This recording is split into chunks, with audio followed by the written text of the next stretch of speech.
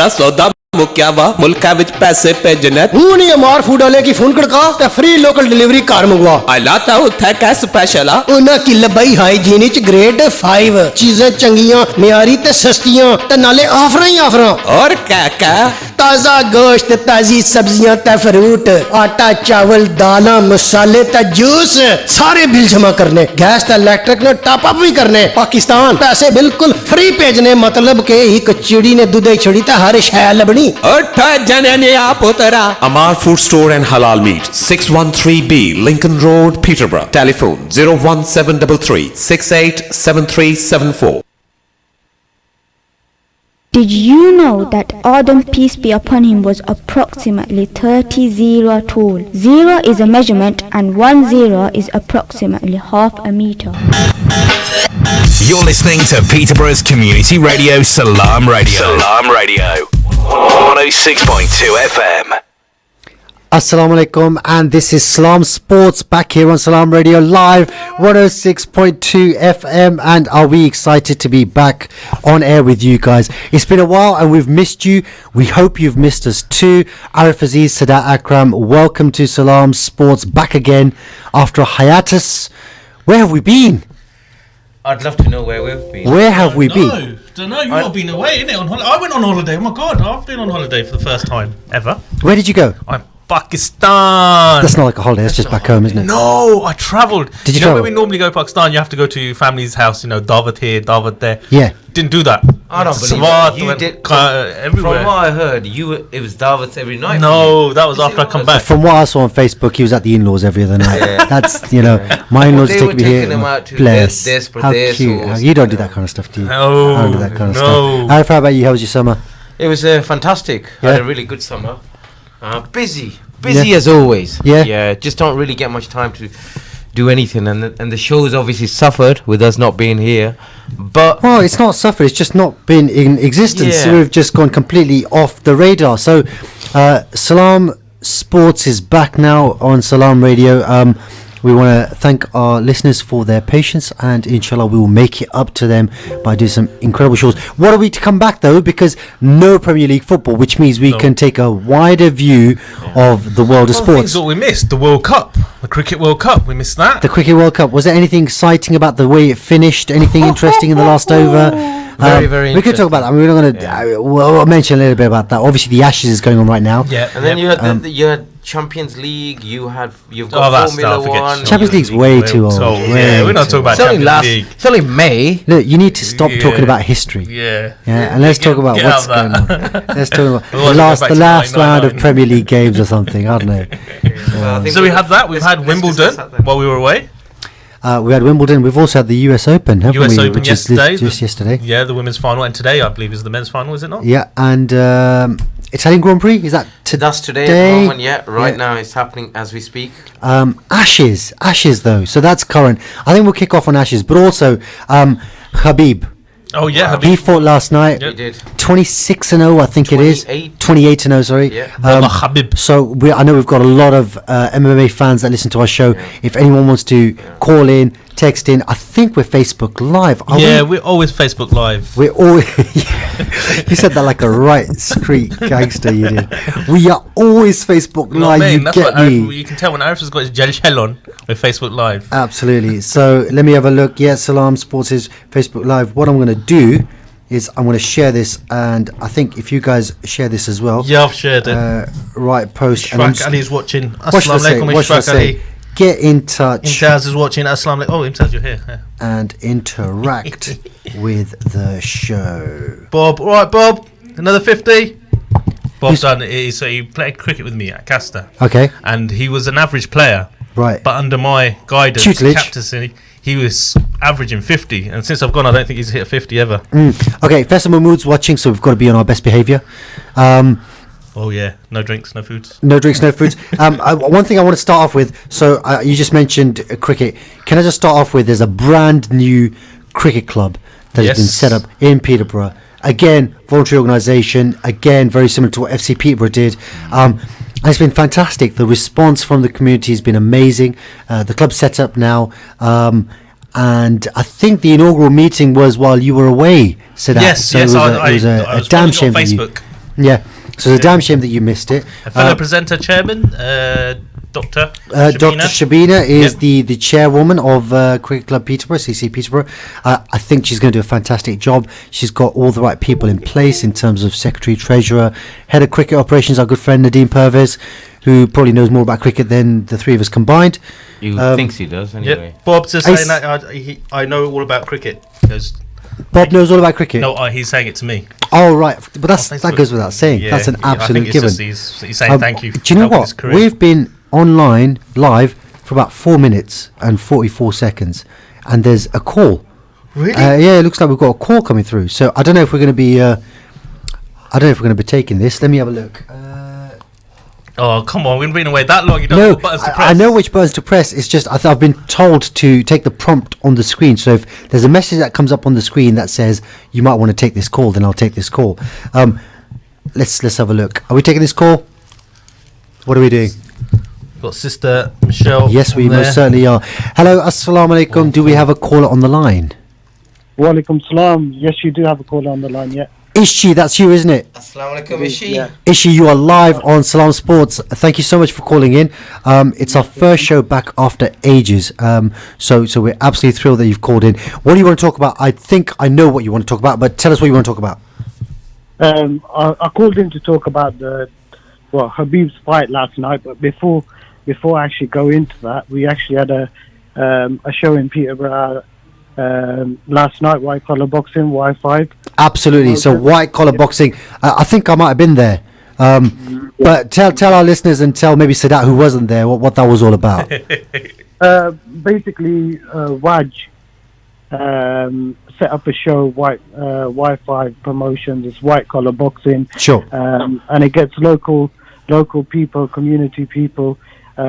Just helps them get fit and go into the ring. Anybody who's ever wanted to box or just have a go at it, raise money for charity. It gives everybody the opportunity to do that. And when are we going to have a celebrity boxing match? 'Cause boxing? I was going to knock out Arif, wasn't I? Remember, I did all that training and everything.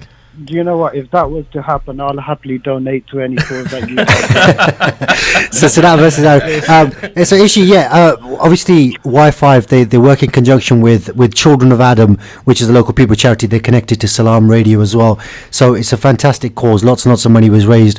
But for me, the best thing about it is, like you say, people who want to get involved in boxing would quite like a fight night, but they're not probably. They're either too old for amateurs or they're not quite, committed to that route. It's a really good avenue for them, isn't it? Yeah, I mean, it happens all across the country. 8 weeks of training, get fit, and get into the ring and, test yourself out. But like you said, connected with Children of Adam, so it's also a great cause as well. Absolutely. And which fight did you enjoy the most last night? I know which one my favourite was, but what do you think? I think I enjoyed Zafran's fight a lot. Yeah. Simply because Good fight. I saw them sparring probably about a month ago, and about 2 months ago. At the time, Zafran hadn't been training much, and he really struggled against the guy. So I was Zafran being a mate of mine, I was really nervous for him. But he went out there, he boxed out his skin, he won the fight. So yeah, I really enjoyed that. Yeah, and I think for me, that Kashif versus Sufyan, that was a really good one to watch because Kashif was the guy from Crescent MMA, Sufyan, a local lad, young lad, trained by G. He's got a lot of skills, hasn't he? That Sufyan boy. Yeah. That's Sufyan, really good. A lot of skills. Yeah, go on, Arif. Sorry. Yeah, I was just gonna say that fight for me was fight of the night as well, and the reason being is. Both those lads were young lads, and to get into the ring at their age, because I think the other lad, was it Sufyan, who's 15? Sufyan's, I think, 16? He might be 16. Yeah, I think the Crescent MMA boy was 15. 15. So it just shows you, and he had guts to get in the ring with the other lad as well, and both of them, did really well, and I think it was a close decision at the end. Actually, just the first thing Arif said to me was, I need to talk to you about the Hassan Rocky Mahmood fight, and we've not had a conversation about that just yet, so maybe we'll catch it off air. But what did you think of that last fight? It looked like it was going one way, and then it just completely switched. I think it was one I mean, even Hassan said he landed a lucky punch, is what he claimed. But that looked like it could have been a big upset on the night. That guy, his opponent, sorry, I don't remember his name, but the first few rounds, he looked pretty good, didn't he? He most certainly did. Yeah, he was showboating, he was switching stances. Very comfortable. He was hitting him from all kinds of angles that Hassan didn't even see coming. But the thing with Hassan is he always carries that power. Yeah. And with a puncher, they can get outboxed 11 rounds, but when they land that one punch... Absolutely. And I think you've also got to give a lot of credit to Hassan. You know, he's 48 years of age or 47 years of age now, and you know, I mean, he's kept himself in fantastic. He was in really good shape, wasn't he? Yeah. Fantastic shape, and just the desire and the hunger to keep going. You know, it's a testimony to him, and I think to the community as well. And I think a lot of people should take a leaf out of his book as well, and just to get themselves a little bit more fitter and see that you can do it. I mean, yeah, we're all about encouraging that kind of stuff, aren't we? Ishi, just before we talk about Khabib, I just want to read a couple of messages out. Brother Faisal said, "Good to have the lads back in the studio." Thank you, Brother Faisal.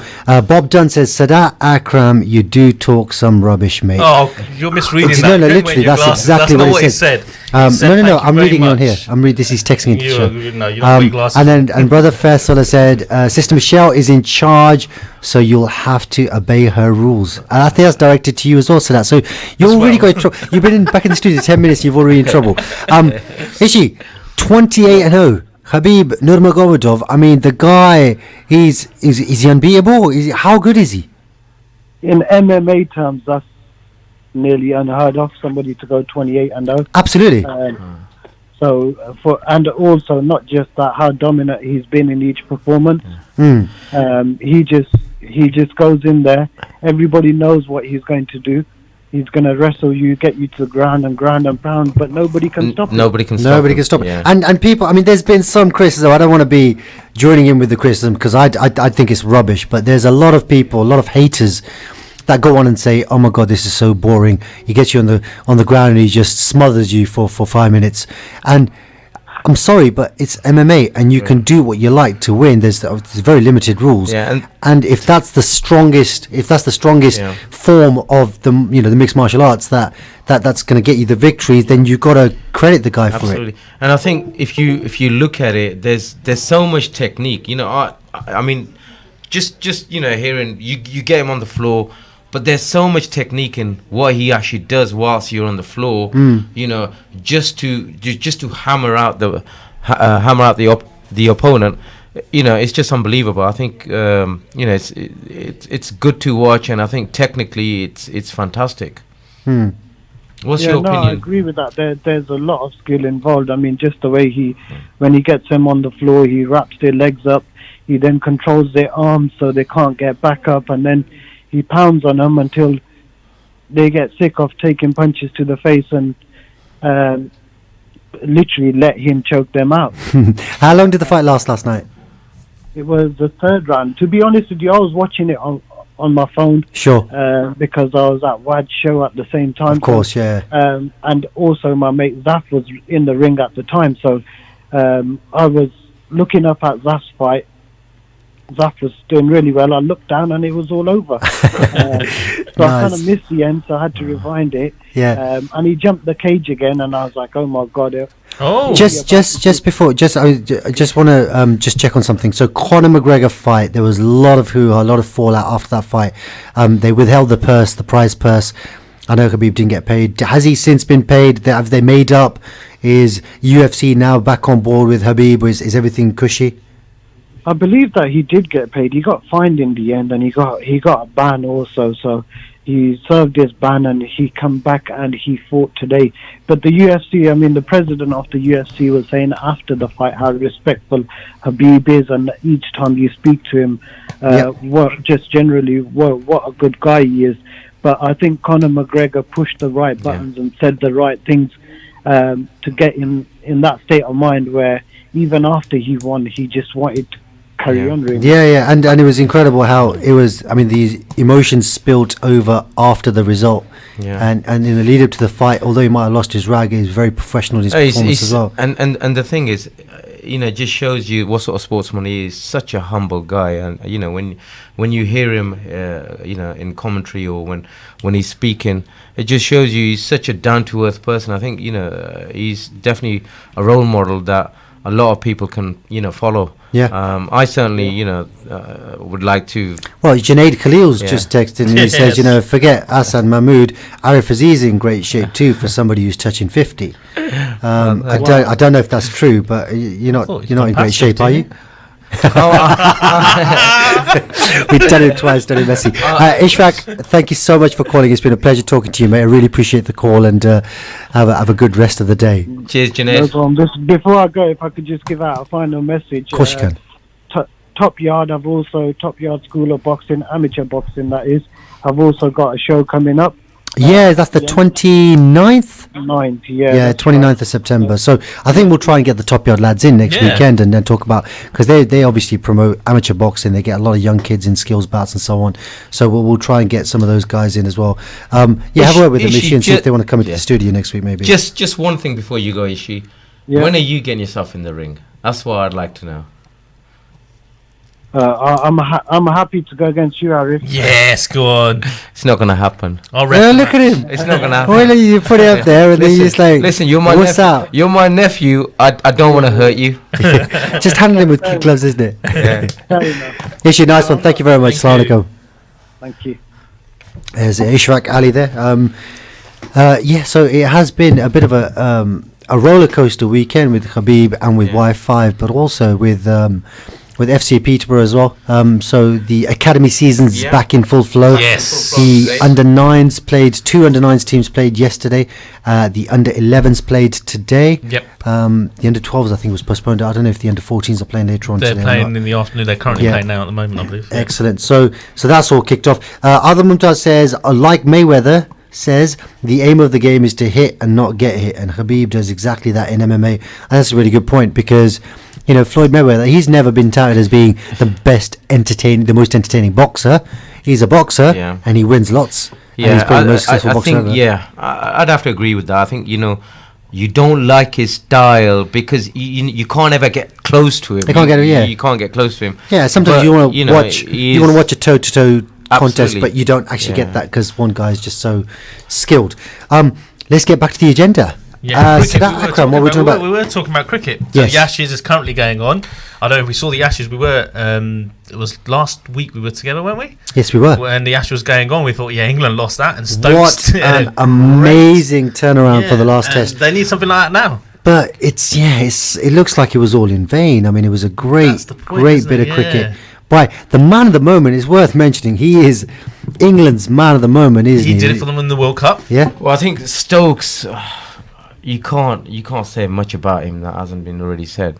He's if you're talking about Beefy and the old Freddie. Yeah. Would you put him? That's what I was going to about. Would you put him above Freddie Flintoff? I think I would. I think Freddie Flintoff was a better bowler. Okay. So in the context, a better batsman. In the context of the Ashes, that bit of play that what he did on the last day to win the Test match is probably going to be for nothing, right? Because we're probably going to end up losing the Ashes if we don't get a draw today. Well, I think there's six. They're already 6 wickets down. 6 wickets down. There's about 50 overs to go. It's not likely. But having said that, like how in a World Cup, if you had a really good game in qualifying or pre-season, one of the groups games, and you get a hat trick, it doesn't count for much if you don't get past the second round. Yeah. In Test matches, or if you get a hat trick in the game and lose the game. Yeah. In Test matches, it's a 5-day test, and any performance that swings a session, that swings a Test match, is huge. But to do it in the last session and just to do it like he did. It's one of those iconic, almost legendary Test performances. Am I blowing it up too much? No, I don't think I am. You know what? I think I'd have to agree 100% with yourself. Just the manner in which he did it, the support he got from the tail enders, the last two batsmen. Leach, wasn't it? He's there for a long Leach was the best one not out in the history of cricket. And he gave, he actually let Leach bat as well at times, and took that risk. And at the end, and there was drama with a few not wrong, but bad not VARs, but I say a bad it was bad appeals. You've got I think it was really on the edge. But it was great but stuff. that's there's no excuses for the umpire getting it that wrong, because he probably should have been out LBW. Yeah, there's no excuses, but they deserve it, because that was an awful review. Yeah, the one that they did review, literally the 2 overs before, couple of overs. It was 6 to 8 inches outside leg stump. Yeah. He's balling right arm over the wicket to a left-hander, pitching it into leg stump. It's going to bounce outside leg stump, of course. I mean, Ishfaq Ali's made another. Sorry to interrupt. Ishfaq made another comparison. Kevin Peterson. I forgot about him for a second there. So would you put him high in the Ashes? He always comes up. He's one of England's greatest player. He won him the Ashes. South African. Yeah, but I mean, England currently have got quite a few, say, non-England. Kevin Peterson, I think, yes, when he smashed the Aussies, when he was going through a bit of a rough patch, he got dropped a couple of times. I think he got to his 50, and then he went on to score. I think he scored 150 in that one game. Yeah, he had that nice blue hair colour. Yeah. But I think it's the manner in which Stokes actually did it. You know, the pressure that they were under. It reminded me more of me more of. Not in terms of style of play, because I mean Ishfaq is absolutely right. It's definitely more style of play Kevin Peterson than anything else. But Michael Atherton batted for close to 2 days to rescue a draw for England in South Africa back, I don't know, 2001 or something. And it was like the game was dead. And you've got 2 days to bat. You're never going to chase 600 or whatever it was. Yes. And you just got to bat for 2 days. And he did, literally batted 5 full sessions. And on the other side, he had like 7 or 8 wickets go down. And he batted throughout to save a draw. And that's for me, that's what it felt like. Because it was like, there's no way you can do this. Kevin Peterson's, it was definitely very much gung-ho. It was very much flamboyant. It was exciting. And he is that type of player, isn't he? Yeah, but I don't think when Kevin Peterson delivered, we were in such a hole as we were back in South Africa, or as we were last week. He didn't dig us out of the hole, because Kevin Peterson actually won the game comfortably. So we didn't need to get into. So that's what I mean. It's a different type. The game with Stokes, to be honest, even when I was sitting and watching it, I was thinking, you know what, he's going to get out, because he's playing reckless shots, and you're thinking you're that close. Play some sensible shots. Look for the singles. What about Jofra Archer's cameo? Because he was like, I'm no batsman, so I'm going to hang around, occupy the crease, and lose my wicket at some point. So let's have a go. Yeah. And he had a go, and he scored like 16 or something, which was vital. Which made a difference to the team. So I think they all, the tail enders actually made a contribution. They did. Each one of them. So fair play to England. Yeah, and as we're on the subject of cricket as well, I was going to mention it earlier, but someone's also texting Imtiaz as well. The passing of Abdul Qadir. What a player! What a legend! What a person! Yeah, I think absolutely brilliant. I think I can't remember who was. I think it was Bob Willis. Bob Willis actually said some really nice things about Abdul Qadir, and he said, "Look, if you're talking about leg spinners, he was the legendary first well-known leg spinner that we had. After that, you had this likes. Oh, we were watching this the other night. Do you remember? Yeah, we watched this the other night. Sorry, we didn't call you. But no, it's like there's lots of people that pass away, and they've obviously made their stamp in the game. But Abdul Qadir, obviously, he inspired Glenn Mushtaq. And then Shane Warne, and that's the thing. Shane Warne comes out and says, "I only wanted to be a leg spinner because of what Abdul Qadir did," and Shane Warne's probably the greatest leg spinner of all time. And some of the deliveries. So they say imitation is the most serious form of flattery. He was one of the first leg spinners or spinners that was played in the one-day games, because it wasn't seen to put a leg. If you're spinning in the one-day games, you're going to smash all over the park. Smashed over the park, and I remember him telling a story once, saying that he challenged Imran Khan, who was the captain at the time, in the nets. So he said, if you can hit me for 2 sixes, you don't have to play me. Don't play me. Right. And he just couldn't do it. So that's how I'm sure there was other stories behind it, but that was one of the decisions that's he got incredible. Really, really sad news, obviously, passing over. Definitely a legend, and somebody will always remember, for doing what he did for Pakistan cricket. Yeah, Amma Hussain is watching, the secretary of the new cricket club in Peterborough. Amma, get in touch with any of your comments about the Ashes. Well, I want to go back to the World Cup, because two things. A, the controversial win of England in the World Cup. Should the umpire's bad decision again, because the players crossed, when the fielder had thrown the ball. No, the players hadn't crossed. Sorry, when the fielder had thrown the ball and it hit Stokes and then went for a boundary. Yes. So technically that shouldn't have been allowed. It should have been 5, not 6. It should have been. No. Should have been 5 runs, not 6. No. They got extra 4, so it should have been. It should have been 5 runs, not 6. No, it should have been 2. Explain it to him, please. Shall I explain it to him? Explain it Do you to him. want to explain it to him? I think it should have so been, what happened was they hit the ball and they ran one and they were desperately trying to for the second. run the second. Yeah. But they hadn't set off when the bowler threw it. Right. Yeah. So there's one completed run. Yep. So then either they complete the run and they get 2 or the overthrows count. The overthrows were 4 because it hit his helmet and went for a 4. Bat, yeah. Yeah, bat. Yeah, at least I get something right. Yeah. So here's bat and went for 4. So they can get the 4 and the 1, 5. They shouldn't have got the 4 and the 2 because the run wasn't completed. I thought they didn't get the 4 because he hadn't crossed. No, they should have definitely got the 4. Okay. Yeah. I mean, he held his bat up and said, "Look, I'm really sorry, that was accidental, and you can't do anything about that." No, it's not nothing from his point of view. I think. Okay. And the other controversial question actual is, I was going to ask. The actual point is, referees are there to referee the game and know the rules. Yeah, and umpires are there to umpire the game Absolutely. and know the rules. Laws. Cricket's law. But the players, nobody complained. I think everybody said, yes, it's overthrows. And the other controversy, sorry, because I know we're running out of time as well for a break soon, is did India throw a game? Did India throw a game? So Pakistan did not qualify to the semi-finals, and did that? I don't want to speculate, but of course they did. I don't want to speculate, but of course they did. I don't know. Pakistan can cry all they like. Pakistan dug themselves into their own hole, and they literally needed like a miraculous run of results to get back. And it would have been so Pakistan-esque if they made it.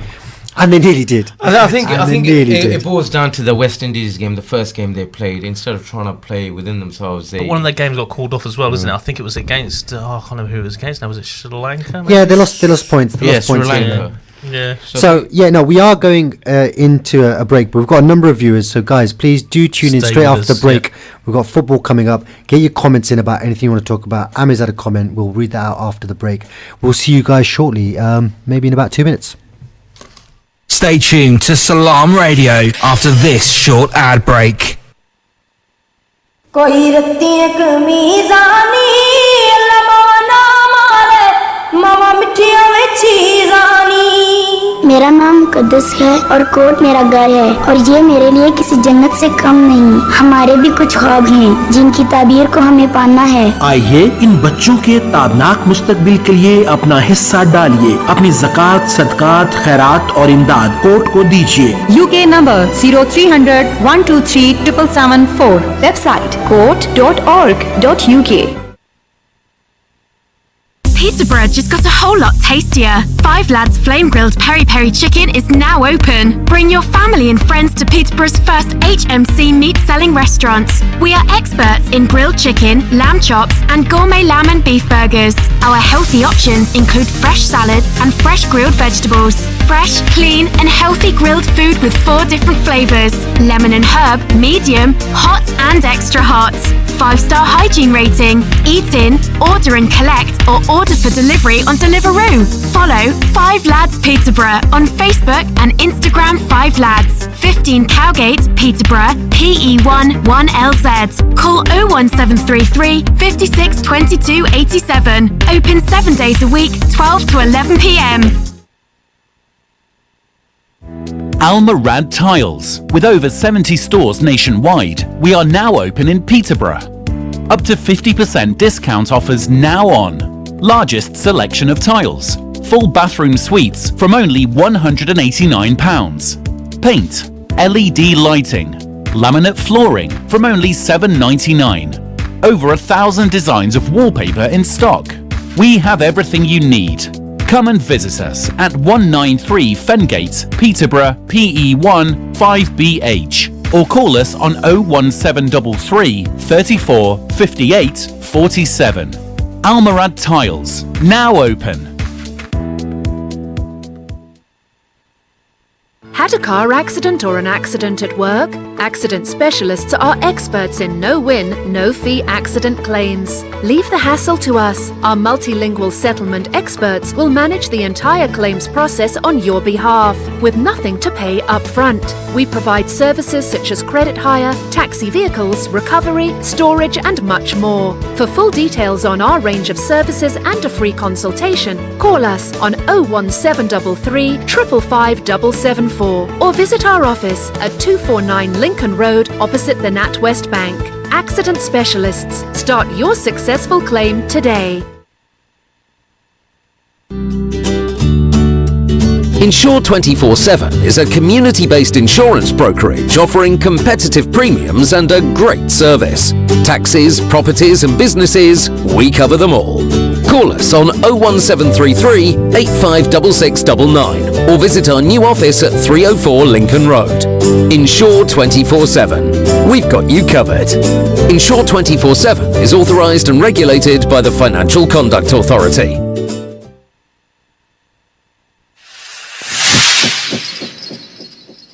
السلام عليكم ورحمة الله وبركاته بسم الله الرحمن الرحيم قال النبي صلى الله عليه وسلم أد الأمانة إلى من ائتمنك ولا تخن من خانك, that you should fulfill the trust of the one who entrusts you and do not betray the one who betrays you. Broadcasting 24 hours a day, 365 days a year. This is Salaam Radio. It most certainly is Salaam Radio, and we are back live. Salaam Sports on 106.2 FM. I forgot to say at the opening of the show because I was so excited to be back, but we are also back live on Inspire FM 105.1. So shout out to the Luton listeners, and as always, you are always welcome to interact with the show. Get your texts in, get your Facebook comments in, and let us know what you want to talk about. So come on, Luton listeners. Yeah, surely you've got technology Let's over there just now. Got to have Wi-Fi, something. So, yes, so we started talking a little bit about cricket, wasn't it? Cricket, India yeah. the match here, England lucky to win the final. Wimbledon is something that we missed as well, and I wanted to bring up, obviously there was a great win for, you do want to talk about this one incident, don't you? Yeah, Nick. Good old Nick. Nick Kyrgios. Yeah, Kyrgios. Stick to Nick. Nick Kyrgios. He's a really good player. He's not bad, is he? Yeah. He's very talented. But did anyone see his underarm serve? I did, and people say that's time. disrespectful. Is it? That's the question. Arif? Is it disrespectful? You got a point from it. So it was a little bit disrespectful. So you've got the tennis player, and they have to return the serve. So they're standing at the baseline because they think this is going to be a power serve, 100 miles an hour, whatever it is. He's the most fastest serve in Wimbledon. He's got super fast serves. So when somebody's so far backed up expecting a super fast pacey serve, and he serves an underarm serve, which is still legal in the game, yes, yeah. and it's allowed, then he wins the point. Me personally, I think it's within the rules of the game, and you should set up to return a serve, whatever that serve might be. But, if somebody's got like a really weak serve, it's a little bit ungentlemanlike. How come? It's like doing the slower delivery in cricket. I'm not telling you what delivery I'm going to do. It's like taking a free kick when the opposition's not ready, but the referee says, "Yeah, go on quickly." You can expect these things. If the referee says, "Look, go for it," then you go. Well, the rules say he can do an underarm serve. The point is, look, if you're bowling a ball in cricket, and the guy on the one of the batsmen on the non-striker's end goes out of his area, you normally give him a warning, don't you? So it's ungentlemanly. That's because that's the law of the game. I mean, who was at the final? They did it underarm. Was it the Australians? 19. They did, yeah. I think somebody needed a 6 or something. So they just did a P-roller, as we all caterpillar ball or whatever we call it nowadays. Dead ball. A dead ball. Yeah, just rolled it to him, and that was within the laws. What I was going to say was, imagine you're up against a tennis player who's got a really weak serve. What are you going to do? You're going to stand in from the baseline and you're going to attack it. And if somebody's got a really powerful serve like Nick Kyrgios, Nick, then you'll stand as far back as you want. So you position yourself to where you think the serve is going to be. Now, as a server, you serve to the forehand or to the backhand or into the body to make it difficult. Nick's got this extra trick up his sleeve where he hits an underarm serve that deceives his opponent and forces them to come to the net quick, and if they don't, then he wins the point. Well, it's very unlikely they're going to, if he hits it right, very unlikely they're going to get to it because they're so far back. Yeah. And the 2 times he did it against Nadal, he got the point for the first one with Nadal not getting nowhere near it. Second one, Nadal actually anticipated. We've got a caller on the line. Oh, have we? We've got a caller on the line. So we were talking about Nick's serve, but I think we might be moving on to football, my favourite subject. Hello, you are live on Salaam Sports here on 106.2 FM. Who am I speaking to? You are speaking to Bidan. Bidan Ganguly, our regular caller. Thank you so much for joining us. Presenter. Firstly, have you missed us? I have. It was a long, arduous summer. And, it was long. And, I was very disappointed last week that you weren't able to gain access to the building for your show. So that was completely our fault. It was completely our fault. So we've got a new station manager in today, a lady named Michelle, and she's completely all over it with these kinds of things. But with last week, it was literally, we hadn't been in for a while. We decided to turn up, and nobody was expecting us, so it was our fault. We thought the red carpet would be there, but it wasn't. We did, didn't we? We did. Sounds like you're out and about. Bidan, what do you want to talk about? Obviously, the new Premier League season is in full flow. We've got a week's break now with the internationals, but internationally. Who's impressed you most so far, apart from Liverpool? Well, Leicester, I would say. I would say definitely Leicester. I think that they were tipped to be, break into the top 6/top 4, and I think that they've made good on that. I think that obviously Maddison, who I definitely think United should have bid for in the summer, has been very good, and even their players like obviously Vardy is continuing to score goals, but even players like Ashley Barnes and Ben Chilwell's been good, and even the guy they got to replace Harry Maguire, the Turkish guy, I can't remember his name. I can't say his name, but they've all been very good, and they play a good style of football, and it's all very. Where are they in the table? Are they about fourth? They're fourth. Fourth, yeah. They've not lost yet. No, I think they've lost. Have they lost one, or have they drawn 3? And I think they drew 2 and won 2. Yeah. If I'm unless I'm mistaken. That's correct. Yeah. That's 4 games. But yeah, they are. They have been impressive. Liverpool have definitely impressed me. I would say that because they've just picked up where they left off. There's been no, Man United fan here, by the way. I know that. Yeah, somebody you can actually talk about. Somebody you could talk about football without necessarily being clouded by his hatred for. I said to my mate yesterday that I much prefer watching Liverpool to Man City because with City it just feels a bit round the houses, just passing it around. Whereas with Liverpool, it's more direct. It's more like get it to the forward 3, and then they just bomb towards the goal and end up scoring, or the wing backs, Alexander Arnold and Robertson. Yeah. So I prefer watching Liverpool to City, but obviously I prefer City to win the league because it's meaningless when they do it. Okay, so just for the benefit of our new station manager Michelle, I should tell you she's a fan of Tottenham Hotspur.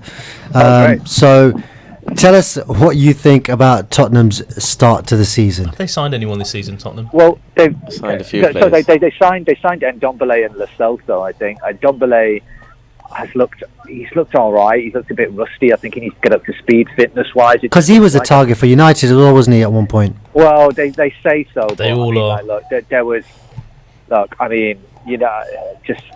We were linked with him. We were linked with Fernandes, but I think with Asworth and Tottenham obviously signed Ndombele, they were linked with Fernandes, but he looks all right. This Lo Celso is very highly rated. I've not actually seen much of him myself, but with Tottenham, they've had 2 tough away games. So they had City away and Arsenal away. Yep. And obviously they lost at home to Newcastle, which wasn't ideal. So that's the one, isn't it? Newcastle. If they'd have beaten Newcastle, you'd have thought, right, business as usual. But Pochettino's been grumpy. I don't think they signed the levels, the amount of players they needed. Don't forget, last 2 transfer windows didn't sign anybody. They didn't sign anybody, yeah. So they've been a little bit short, and they really need to inject a little bit of life and a little bit of optimism into that squad. Yeah, it just depends whether, because obviously Eriksen's going to go. I think they've pretty much accepted that. I doubt if he'll go in January, but he's going to go in the summer. So they just need to, I always thought Davinson Sanchez was a good player, but now he's looking rather shaky. He's getting exposed. Yeah, he's getting exposed a little bit too easy. He looks like a very big, strong, powerful, and positionally astute centre back, or you thought, but he does get exposed. He does get exposed a bit. Top 4 predictions then. Yeah, go on, give us your top 4. Top 4. I'm going to go number 1. Right, so number 1 and 2 will be Liverpool and City. I'm not saying City, in that Liverpool, order. yeah. Say it in the right order, Vidan. City and Liverpool, and then third, I'm gonna go. Do you know what? Right, I'm gonna go. Go for, Right, just for the sake of it, I'm just gonna say Leicester. I'll say Leicester will do it because everybody else is just so bad. wow. I think Arsenal are bad. United will struggle to finish in the top top six. United will struggle to finish in the top 6. Yeah. I think Chelsea will struggle to finish in the top 6. By the way, that own goal by Zuma was massive. I think last week. Cost them 2 points. If they'd have won that game, they'd have said, "Oh, Tammy Abraham, Mason Mount, they're paying. You know, the youth are repaying them. They're good enough. They've stepped up, all that kind of stuff." But that's not the case. So now that goal has gone in. It's now they struggled to beat Norwich, who were newly promoted. They didn't beat Sheffield United, newly promoted at home. They got pumped 4-0 at Old Trafford. You know, I think that's massive. So it's going to be United and Chelsea will be finishing quite like not very high up, to be honest with you. I think Leicester have got it sorted. Wolves have got it sorted in terms of like how they're playing. So I think Spurs will finish 4th. I think Leicester, Spurs, City, Liverpool will be not in that order again, not in that reverse order. That's a big shout, putting Leicester third. I think Leicester. There was talk about them doing well this season, and I think doing well for Leicester. I'm just saying it to be interesting. It certainly is interesting. Put it this way: I don't think that. I think Arsenal aren't great. I think Spurs haven't invested enough. United just don't have enough sort of in midfield at all. And defensively, the left back position is a problem. Lindelof has now decided to stop being as good as he used to be, and I just think that it's going to be a case of who's the least worst, if you get what I mean, rather than who's the best. And I think that I don't know how far Liverpool and City finished above everybody else last season, but that will get even bigger this year. So I think it was 30 odd points. So that was some saying between second and third. So second and third. Yeah, second and third was about 25 points. We could even see them both break 100 points this year. You never know, because they're just so like the league. It's just not good. It's not good. Like everyone's got problems in terms of. But if you look at it, all the teams are actually spending good money now. They've teams like Leicester teams like Leicester can actually hold on to some of their players, and a few years ago they couldn't do that. Okay, Maguire's gone, and I think he wanted to go, but they've held on to Chilwell and Maddison. So you got 2 quality players there. Also, I think with Leicester, they've got an excellent manager as well. They have. He's good. He's good. But I read this article the other day. Just basically said that the transfer system now, as we know it, is probably going to come to a close. Not because they've shut it down, but just that the English clubs have got so much money that they don't have to use transfers as a source of income anymore. Do you get what I mean? So they can afford to say to Man United, "It's 80 million or nothing." Do you know what I mean? Which is essentially what happened. I mean, you started haggling from 50 million, didn't Palace, who didn't want to sell Zaha. That's the level the prices are going to go up to. So there's a double effect in that clubs can afford to turn down loads of sky high amounts of money, but also the clubs can't afford to pay that money anyway. Do you get what I mean? So you'll have people obviously like maybe City can afford to pay that money. United definitely can, and obviously people like PSG who are backed by Qatar. But other people who are like, who just operating in the real world, inverted commas, they just won't be able to buy any players. So it's just like, it's just interesting to see what's going to happen to these top level players. But I think it's more. You just hope it puts more pressure on their academies. Well, yeah, I mean,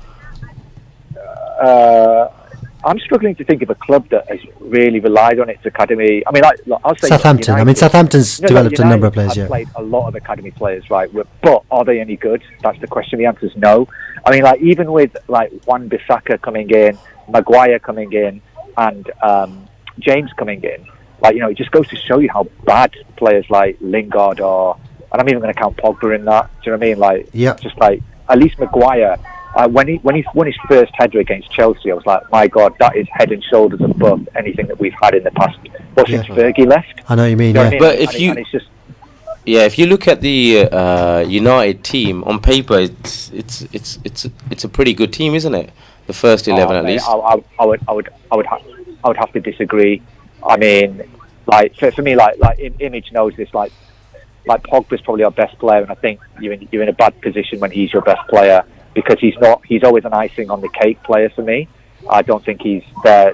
I don't think you can build a side around him. And like players like, like on midfield, who is on midfield? Like Fred, nope. McTominay, nope. Pereira. Matic, Pereira's nope. gone. Pereira? No. Pereira's gone. No, Pereira.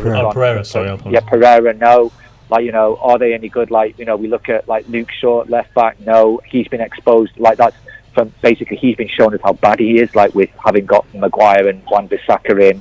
Up front, Rashford, I don't think he will ever get you more than, he'll struggle to get over 10 goals a season in the league. Martial, is he a number 9? I think he plays out wide. Yeah, Martial, everybody's desperate for him to get a chance, and when he does get a chance, he just doesn't look like he's got the right body language. He doesn't do what you want him to do.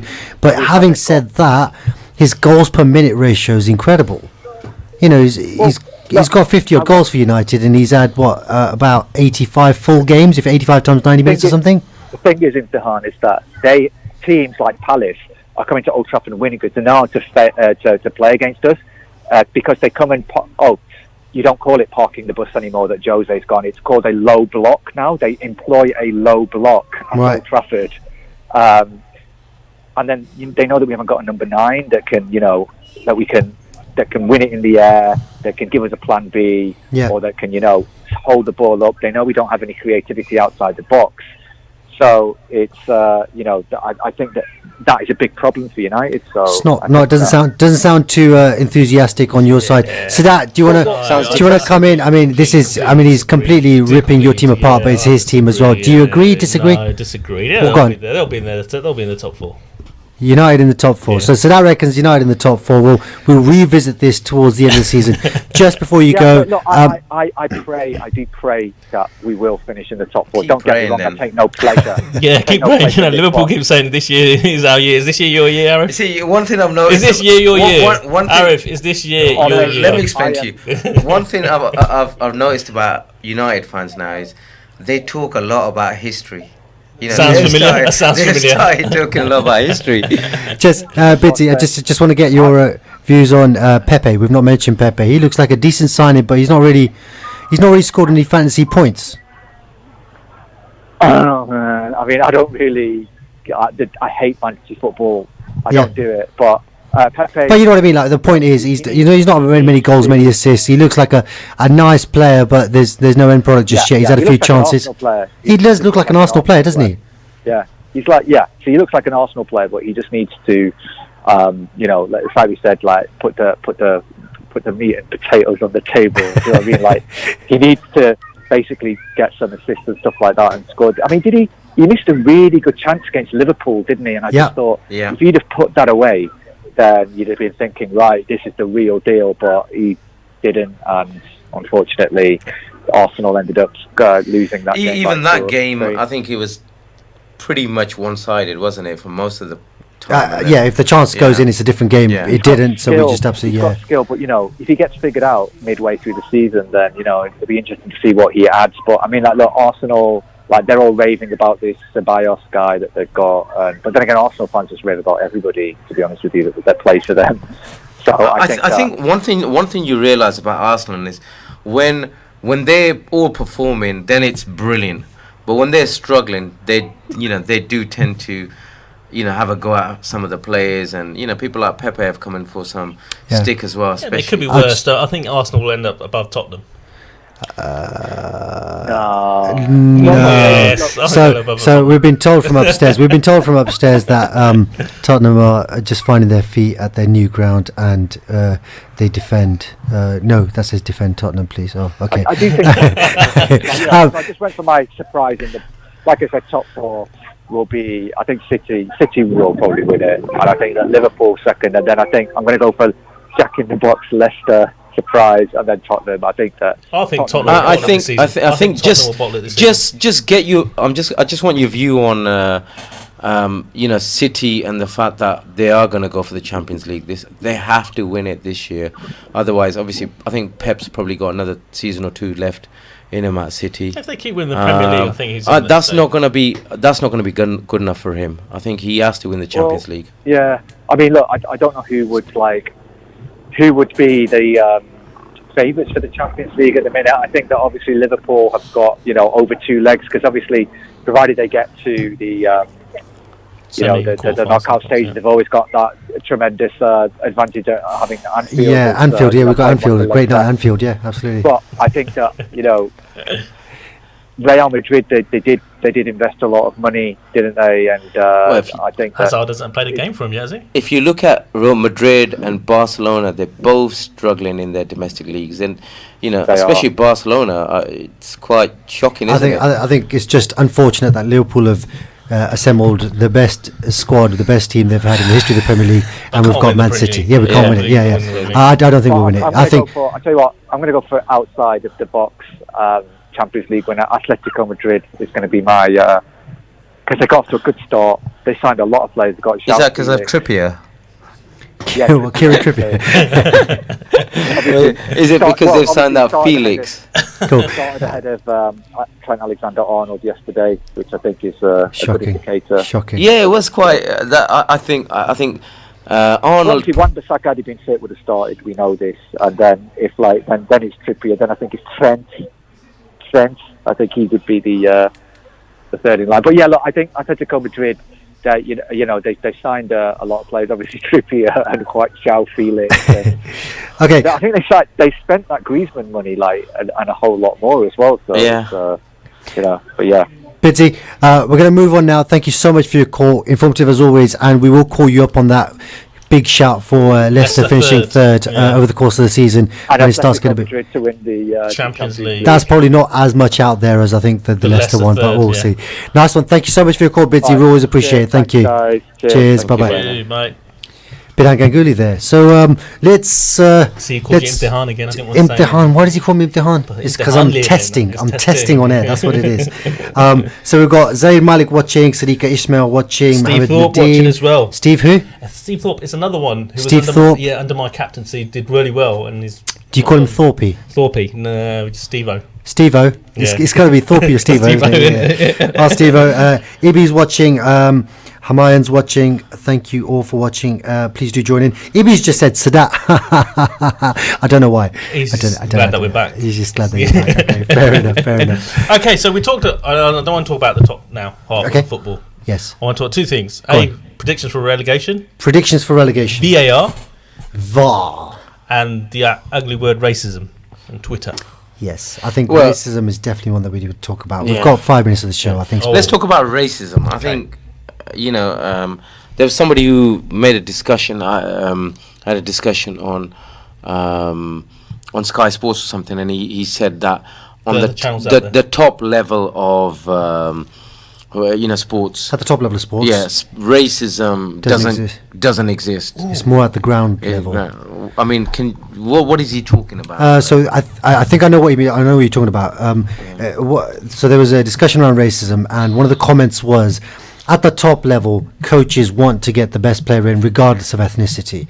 And you can see it with people like Mohamed Salah coming through. He's a Muslim, he's an Egyptian, he's brown-skinned, olive-skinned, whatever. And he's come through, and nobody's going to say, no, we don't want him because he's not white, as an example.